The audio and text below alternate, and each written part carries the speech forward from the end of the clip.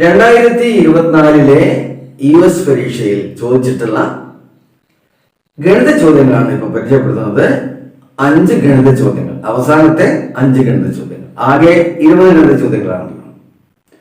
ചോദ്യങ്ങൾ മാത്രമല്ല, എങ്ങനെയാണ് ലളിതമായി അതിന്റെ ഉത്തരം കാണാനുള്ള മാർഗങ്ങൾ ഒക്കെ പരിചയപ്പെടാം. തുടങ്ങാം. ഒരു സ്കൂളിലെ 7ാം ക്ലാസ്സിലെ 150 കുട്ടികളും ഏതെങ്കിലും ഒരു ക്ലബിലെ അംഗമാണ്. ഓരോ ക്ലബിലെയും അംഗങ്ങളുടെ വിവരം സൂചിപ്പിക്കുന്ന വൃത്തചിത്രം നൽകിയിരിക്കുന്നു. ശരിയായ പ്രസ്താവന ഏത്? ഇതാണ് വൃത്തചിത്രം. അതില് ഗണിത club, science club, English club, വിദ്യാരംഗം 1, 2, 3, 4 ക്ലബ്ബുകളാണ് ഈ വൃത്തചിത്രത്തിൽ സൂചിപ്പിച്ചിരിക്കുന്നത്. പ്രസ്താവനകൾ എന്തൊക്കെയാണ്? 30% പേർ ഇംഗ്ലീഷ് ക്ലബ്ബ് അംഗങ്ങളാണ്. 1/3 പേർ ഇംഗ്ലീഷ് ക്ലബ്ബ് അംഗങ്ങളാണ്. കുട്ടികളുടെ 1/12 ഭാഗം ഇംഗ്ലീഷ് ക്ലബ്ബ് അംഗങ്ങളാണ്. ഇംഗ്ലീഷ് ക്ലബ്ബിൽ 54 അംഗങ്ങൾ ഉണ്ട്. അപ്പം 4 പ്രസ്താവനയുണ്ട്. 4 പ്രസ്താവനയിൽ ഏതാണ് ശരി?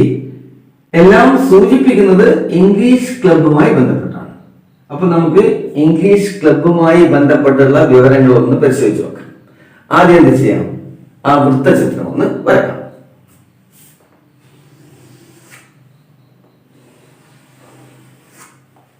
ഇതാണ് വൃത്തചിത്രം. ഇനി ഇതിനെ ഇതേപോലെ വരക്കണം. ഇപ്പൊ ഗണിത ക്ലബിന്റെ എങ്ങനെയാണ്? കൃത്യമായിട്ട് പകുതിയാണ്. ഈ പകുതി ഭാഗം ഗണിതത്തിലേക്ക് പോയി. ഇനി എന്താ? ഇതാ വിദ്യാരംഗം വീണ്ടും ഈ പകുതിയുടെ പകുതിയാണ്. വിദ്യാരംഗം. പിന്നെ ഇംഗ്ലീഷ് ക്ലബ്ബും സയൻസ് ക്ലബ്ബും. സയൻസ് ക്ലബ്ബ് എന്താ? 60 ഡിഗ്രിയിലാണ്. ഇത് 60 ഡിഗ്രി എന്ന് അവിടെ കൊടുത്തിട്ടുണ്ട്. Science club. പിന്നെ ബാക്കിയുള്ളതാണ് ഇംഗ്ലീഷ്. അപ്പൊ നമുക്ക് ഇംഗ്ലീഷുമായി ബന്ധപ്പെട്ട പ്രസ്താവന ആയതുകൊണ്ട് ഇംഗ്ലീഷുമായി ബന്ധപ്പെട്ട ഒരു കാര്യം തന്നിട്ടില്ല. അത് നമ്മൾ കണ്ടുപിടിക്കണം, അല്ലെ? ഇതെത്രയാണ്? 180. കാരണം ആകെ 360 ഡിഗ്രി ആവുമ്പോ അതിന് പകുതിയാണല്ലോ. ഇതെത്ര വരും? ഇത് ഈ പകുതിയുടെ പകുതിയാണല്ലോ, 90 വരും. അപ്പൊ കഴിച്ച് ബാക്കി ഇതുണ്ട്. ഇത് 60 ഡിഗ്രി. ഇതെത്ര വരും? 30 ഡിഗ്രി. അപ്പൊ ഇംഗ്ലീഷ് ക്ലബിലുള്ളത് ആ കോൺ സൂചിപ്പിക്കുന്നത് 30 ഡിഗ്രിയാണ്. ഇനി നമുക്ക് ഇംഗ്ലീഷിന്റെ ആണല്ലോ കിട്ടേണ്ടത്. ആകെയുള്ളതിന്റെ എത്ര ഭാഗമാണ് ഇംഗ്ലീഷ് എന്ന് കണ്ടുപിടിക്കാം. അതാണ് നമ്മുടെ ഒന്നാമത്തെ ജോലി. ഒരു വൃത്തം ആകെ എത്രയാണ്? 360 ഡിഗ്രി ആണല്ലോ. അപ്പൊ നമ്മൾ ഇംഗ്ലീഷിന്റെ കാര്യമാണ് നോക്കുന്നത്. അത് 360 ഡിഗ്രിയില് ഇംഗ്ലീഷിന്റെ കോണളവ് വരുന്നത് എത്രയാണ്? 30 ഡിഗ്രിയാണ്. ഓക്കെ, ഈ 30 എങ്ങനെ കിട്ടിയത് മനസ്സിലായല്ലോ? ആ ചിത്രം തന്നെയാണ്. ചിത്രത്തിൽ എങ്ങനെയാണുള്ളത്? ഇത് പകുതി 150 പോയി, അതിന്റെ പകുതി വിദ്യാരംഗം വന്ന് 90, പിന്നെ ബാക്കിയുള്ളത് 90 ആണ്. ആ 90-ൽ സയൻസ് ക്ലബ്ബ് 60 പോയപ്പോ ഇംഗ്ലീഷ് 30. ആകെ വൃത്തത്തിന്റെ കോണളവ് 360 ഡിഗ്രിയാണ്. അതിൽ ഇംഗ്ലീഷ് വന്നത് 360 30.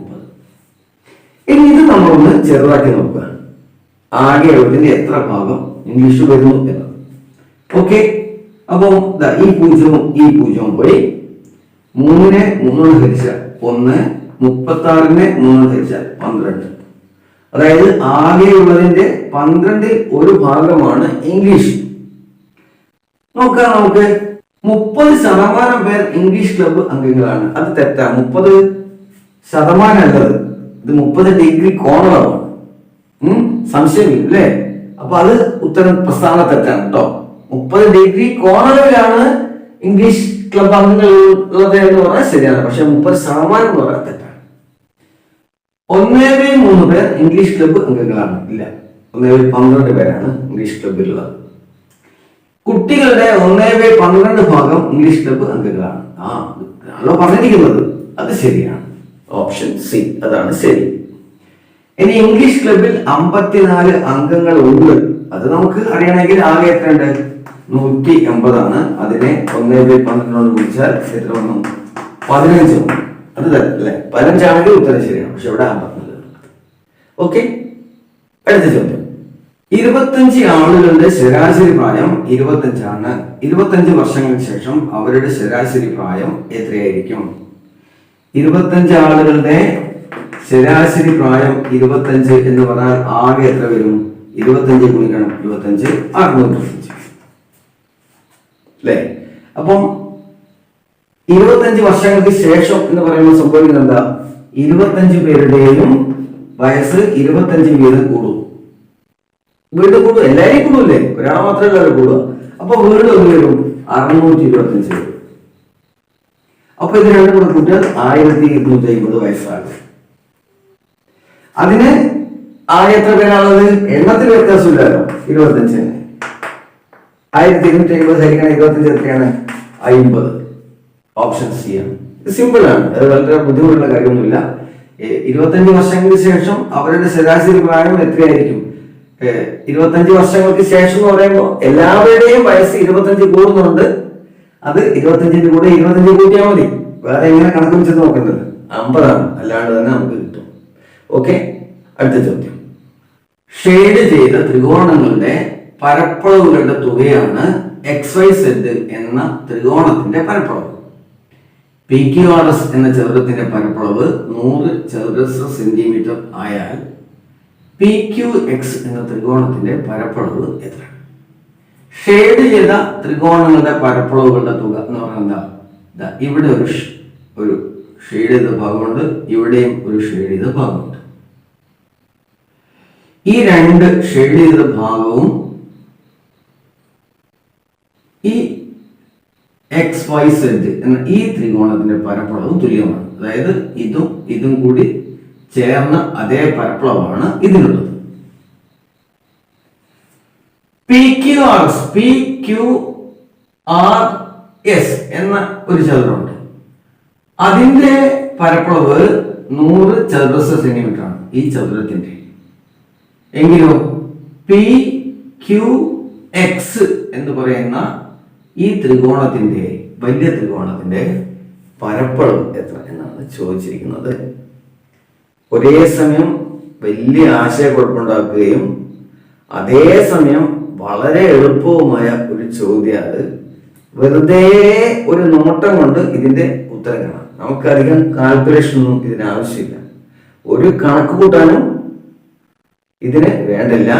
നമ്മുടെ ഒന്ന് ശ്രദ്ധ മാത്രം, ഒരു നോട്ടം ഉത്തരമായി. അതെങ്ങനെയാണെന്ന് നോക്കാം.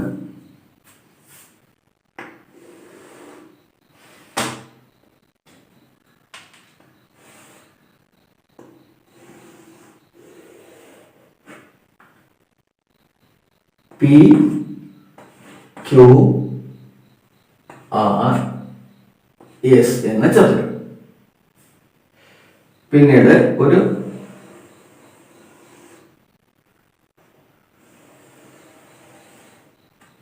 ത്രികോണം, എന്താ? PQX എന്ന ത്രികോണം. പിന്നെ ഇത് Y, ഇത് Z. ഈ ചതുരത്തിന്റെ ആകെ പരപ്പളവ് എത്രയാണ്? 100 ചതുരശ്ര സെന്റിമീറ്റർ. നമുക്ക് കണ്ടുപിടിക്കേണ്ടതാ. ചോദ്യം എന്താണ്? PQX-ന്റെ പരപ്പളവാണ് കണ്ടുപിടിക്കുന്നത്. അതാണ് ചോദിച്ചിരിക്കുന്നത്. ഇപ്പൊ ഞാൻ പറഞ്ഞു കഴിഞ്ഞു, ഇത് വളരെ സിമ്പിൾ ആണ്. ഈ ഷെയ്ഡ് ചെയ്ത ഭാഗത്തിന്റെ പരപ്പളവും ഇതും എന്താണ്? തുല്യമാണ്. ഒരു ഉദാഹരണത്തിന് ഇത് 10 ആണെന്ന് സങ്കല്പിക്കുക, ഇത് 20 ആണെന്ന് സങ്കല്പിക്കുക.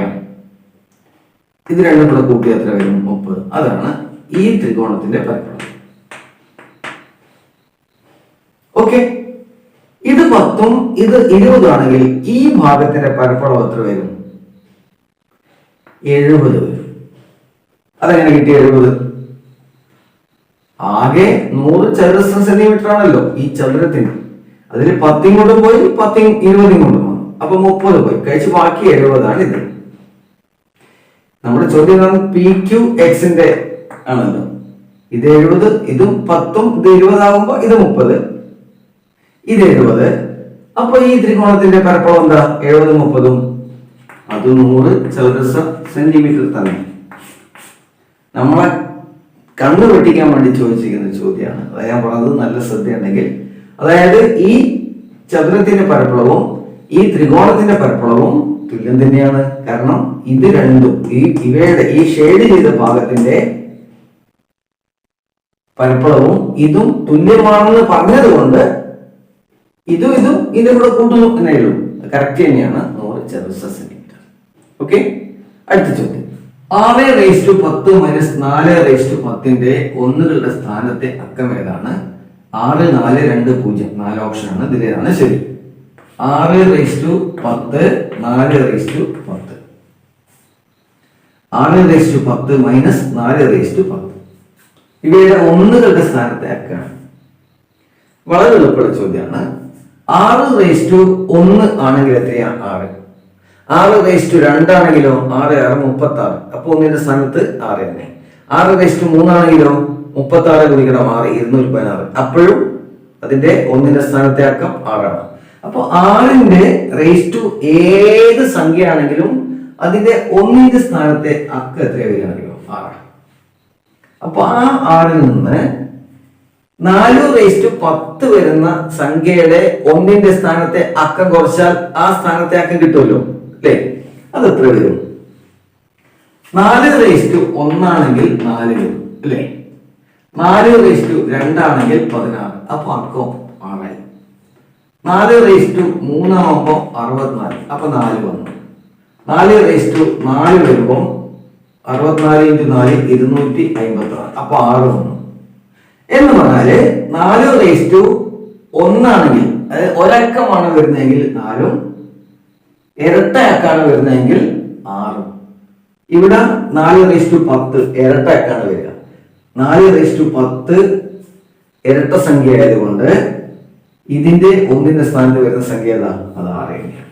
6 6 പോയാല് 0 ആണ് ഇതിന്റെ ഉത്തരം. ഇത് അത്രയും വളരെ സിമ്പിൾ ആണ്. നമ്മളൊന്ന് അങ്ങനെ ആലോചിക്കാനുള്ള കഴിവുണ്ടായാൽ മതി. അല്ലാതെ 6⁻10 കാണുക, 4⁻10 കാണുക, എന്നിട്ട് അവ നമ്മൾ കുറക്കുക എന്ന് പറഞ്ഞാൽ അതെത്ര സമയം എടുക്കും? ചിലപ്പോൾ തെറ്റിയും പോകും. അത്ര എളുപ്പമല്ല. ഇങ്ങനെ ആലോചിച്ചാണ് ഇതിന്റെ ഉത്തരം കണ്ടുപിടിക്കേണ്ടത്. ഓക്കെ, അടുത്ത ചോദ്യം. 11 മീറ്റർ വശമുള്ള ഒരു സമചതുരത്തിൽ നിന്ന് 2 മീറ്റർ വശമുള്ള എത്ര സമചതുരങ്ങൾ മുറിച്ചെടുക്കാം? ഓപ്ഷൻ 5 10 20 25. ഓപ്ഷൻ അവിടെ വെക്കട്ടെ, നമുക്കിത് കണ്ടുപിടിക്കാം. എങ്ങനെ കണ്ടുപിടിക്കുക? അത് നമുക്ക് ആ 2 സമചതുരങ്ങൾ ഒന്ന് വരച്ചു നോക്കാം.